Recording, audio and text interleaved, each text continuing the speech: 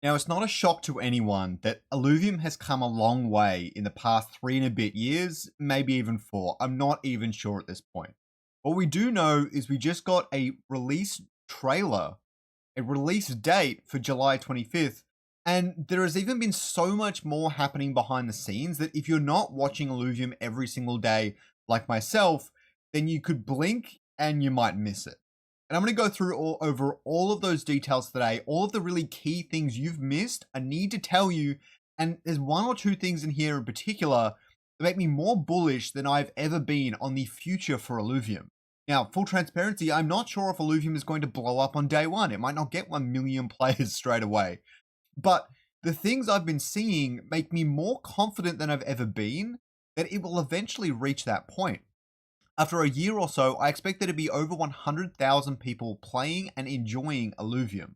It's going to need an extra 6 months from launch to get some of the final pieces in place, but they are unbelievably close, and I know it's coming soon. So I've got quite a few different leaks from the May highlight reel. Many of you might have seen these, but I'm going to go over these in detail, what they mean, and there are quite a few that I'm actually guarantee you probably missed, or you missed the meaning behind them. And so I'm going to cover all that right now. So the first thing is you can now zoom out in Illuvium 0. It is not quite in the game yet, but it is going to be there for launch, and it looks fantastic. We saw a few different things in the leaks, but this one in particular, it just looks awesome. It's a must-needed adjustment, and it's there. Great. Let's go on to the next one. We have these promotional images, and we can see Illuvium 0 from the ground level, and these are going to come into the game in some way at some point where maybe you can walk around in VR, or you can just walk around in the game itself. That's not that important. What's important is this promotional image has Gaudi inside the Illuvium 0 universe. Now, maybe that's just a shot for scale or something like that, but I think it looks really, really cool, and I hope he makes an appearance in updates to the game, because we've never seen him in the game, but we know that the game is all about the robots building this city, and so I hope we get to see him either while he builds things or in some other capacity. I think that's really, really cool. The next thing is they dropped heaps of different emotes into the game. They're all very cool. I love this one of Foe in particular. He kind of looks like a chicken. It's really, really awesome. But what's important is people are going to have plenty and plenty of ways to show off their own personality, get different collectibles. This is a really big part of end game content for different games, and other crypto games in the space haven't got this yet. The only one that comes to mind, or there's two maybe, is Heroes of Mavia launched with only a handful of units. They updated relatively quickly, so that's definitely really awesome. But Shrapnel launched with like 4 weapons in the game, which was really weird. I know it's a beta, but it's really weird. Why don't you launch with 10 weapons? Maybe it's hard to balance, I don't know. But Illuvium has so much content, it's actually insane, which means that it won't suffer any of those problems. Now, there's other things it needs to get right first, but it shouldn't suffer any of those lacking end game problems, which is really exciting for me. And if you understand that, then you understand just how bullish this is. Just like Illuvium, there is another AAA game building that has me extremely excited, and up until this point, they've been building in stealth. Open is a multi-mode battle royale game coming to the PC and current generation consoles in partnership with the author of Ready Player One. It will feature IPs like the DeLorean and Reebok, with many more IPs to be confirmed in the future, and there are lots of items to collect and battles to be fought in the game. I personally love battle royales, and it is one of my favorite genres, and I cannot wait until this game comes out. Make sure to follow their X profile and watch them like a hawk. I assure you, you won't regret it. The next thing is going on from that is there are lots of different armor types. Clearly they've got colors of some kind and more beyond that, but they look really, really cool, and I really like them. So these armor skins allow you to not only change the color, change the type, change what they do, and they're going to get more in depth as well. Currently they're a little bit lackluster and a bit, you only pick 1 or 2, but they're going to be highly collectible in the future. So I'm looking forward to that. And you can also see them in action here. And people have speculated this is some sort of multiplayer mode in the game. I highly doubt that. If it is, that is super cool. You can see all the bonding icons and even the bar down the bottom, which kind of signifies that it might be. But at the same time, I think it's just showing off how all the different armors look compared to each other. And honestly, I think they look great. The next thing is all the weapons are getting a huge overhaul, upgrade, and the like. The art might not be in for the open beta, but as we can see here from this stuff, They look fantastic. We're going to get 25 new designs for weapons. Not only that, but they're going to do completely different things. You might have a weapon that can do shock damage that makes you a Tempest or a Harbinger. There's so many different things coming to Illuvium that are going to make the Ranger, the weapons, and all those other collectibles outside of the Illuvials more impactful and more interesting for you guys. Next up, we've got the arrow, the bow and arrow. Okay, I have mixed feelings on this. Although I love a good bow and arrow, I'm more just curious how this fits into the world. With all these sci-fi weapons, why would you need a bow and arrow? Maybe it shoots like laser things, kind of like in the Bad Batch for Star Wars, but I think it's cool because you're going to be able to shoot alluvials at a distance and maybe sneak up on them and things like that. So it's going to have a place in the world, which means that the world has become even more like an RPG, which a lot of people really enjoy. So I'm looking forward to that. And then we have two really interesting UI leaks that were very much blink and you'll miss it. The first one is the missions dashboard and overworld points and all the rest of it. And you can see how many missions they've completed, what they've got left to complete. There's like, for 0, there's sell 200 hydrogen, trade with 4 players. These are really cool, and they're going to make the game way more engaging and increase retention by a factor of at least 2, if you ask me. So this is a big deal for Illuvium, especially when newcomers are coming to the game and they're not quite sure what to do. I've felt that when I've come into other games. With Illuvium, I know because I've been here a long time. With other games, I've felt that way, and this is going to help that a lot. You can also see your rank in the top right there. Very, very cool.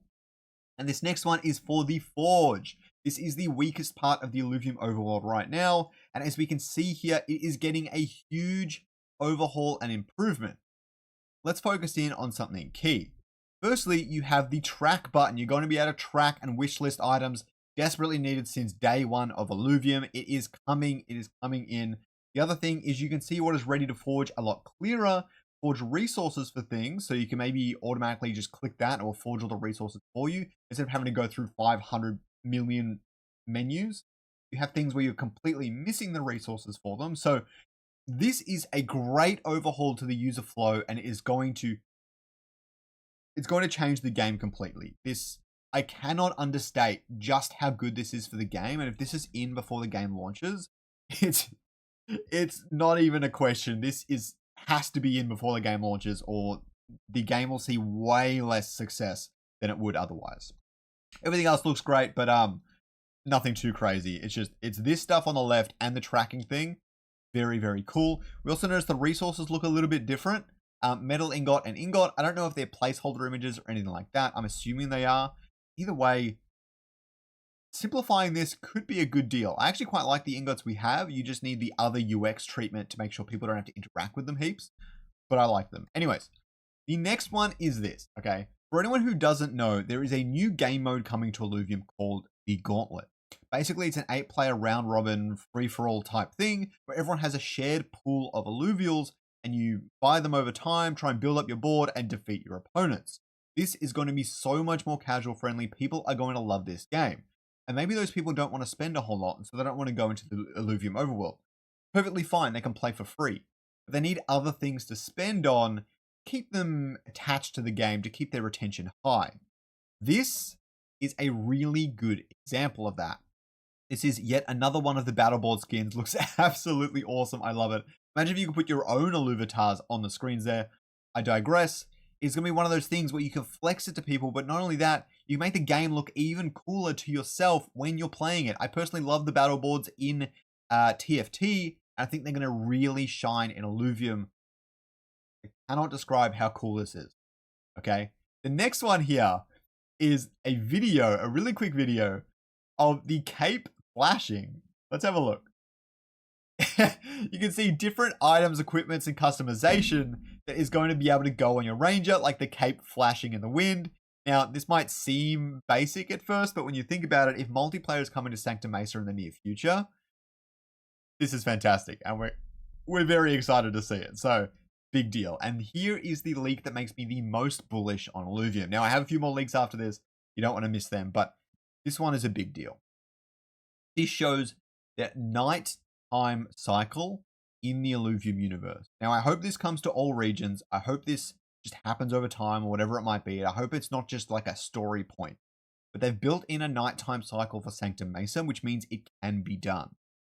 Getting nighttime cycles into the Illuvium arena or into the Illuvium overworld turns your currently 4 regions into 8, and then your potential 8 regions in the future into 16 regions. Nighttime in Abyssal Basin will look completely different from the daytime. Nighttime in Crimson Wastes, probably not that different since most of it's underground. Nighttime in Brightland Steppes, completely different. Tiger Boreal, absolutely completely different. Halcyon Sea, probably, or maybe not too much, but even if alluvials spawn at different times of the day, the tree kangaroo is probably more so at the daytime, and maybe the koala is more so at night. All of these sorts of things are important world building Illuvium needs, and it makes the replayability of the game so much higher, you have no idea. So this is the most bullish thing we've seen from Illuvium in the past 3 or 4 years. The next few things are some really great video leaks.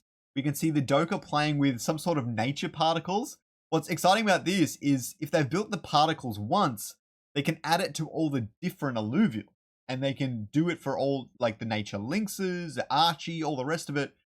And it looks cool, it's really interesting, and it gives the Doka such unique personality. We've also got the air one, which I think is really cool. You can see it shooting up the little air screens. I don't know how they make this, but it looks incredible. Whoever made this on the team, I just want to say thank you. This was actually one of the leaks that really made my day one day. I love it. The next thing is that there have been hunts happening in the Illuvium Discord for Australian time. It's on a Saturday morning, probably a Friday night in US. And you can see that every single time they run one of these, and they've been doing it for like 4 weeks straight, you get like 20, maybe even 30 people participating at once, which is unheard of in Illuvium. We've tried similar things in the past and never had this sort of success. There are not only so many new people joining Illuvium and so many people getting involved, but there are people coming back for more every single week. The daily retention and statistics show that. You have no idea what is coming next. This game is going to blow up. I don't know how long it's going to take, but it's going to blow up at some point. The next thing is the Alluvial Hunter series. For anyone who doesn't know, you can capture Tier 5, 4, 3, 2, 1, and Tier 0. These specific alluvials and get raffle tickets to win some insane prizes. It is really life-changing money for many, many people. And then we can also see that new creators are entering the scene. I don't know how long Superverse has been around for. I think they've been around for a little while, but they've created some awesome charts to help new players. And this has been one of the most used resources in the entire Illuvium ecosystem right now. Definitely go and chuck it a like, follow, and all the rest of it. Go follow Super. Here's the user here. Go chuck him a follow like this. You can see all of his other content. I swear he had 100 followers the other day, so he is doing incredible work. The other thing is the Illuvium official release date trailer. The trailer is out. I'm not going to play it here. Let's jump to a random spot, but you can see it is phenomenal. It gets the job done. I don't know how to describe it. I have more questions than answers now, but the lore is being told and it looks pretty. Let's put it that way. The last thing I want to talk about is I've created an IMX script that allows me to see how many wallets are active every single day in the Illuvium universe. Obviously, this isn't very updated. I think I last updated this on like July 6 or something like that, or July 5 or whatever. June 5, sorry. And that last dot point you can't really take into consideration because it's not an entire day's worth of data. But there looks to be about 4,000 to 5,000 players playing the game consistently. Let's say only 15,000 or 20,000 have downloaded the game so far. That might look like a 25% retention. But what's important is if 5,000 people play one day, do 5,000 people play the next, do 6,000 play the next, do 1,000 play the next. It's retention of those players over time. And so far, because we have to ignore that last dot point, it's only going up in a straight line. More and more people are playing, but more and more people are still playing day in and day out. Don't ever forget that. And this could change at any moment, or maybe you could go even higher or explode. I don't know. But people are playing the game. We have data to prove it. This is based on people minting alluvials and or gems. It's really hard to fake that with a bot. You could technically bot it, I'm sure. But in my personal opinion, I would say 90% of this is real. People are playing the game and enjoying it. And I do as well. Have a good one, guys.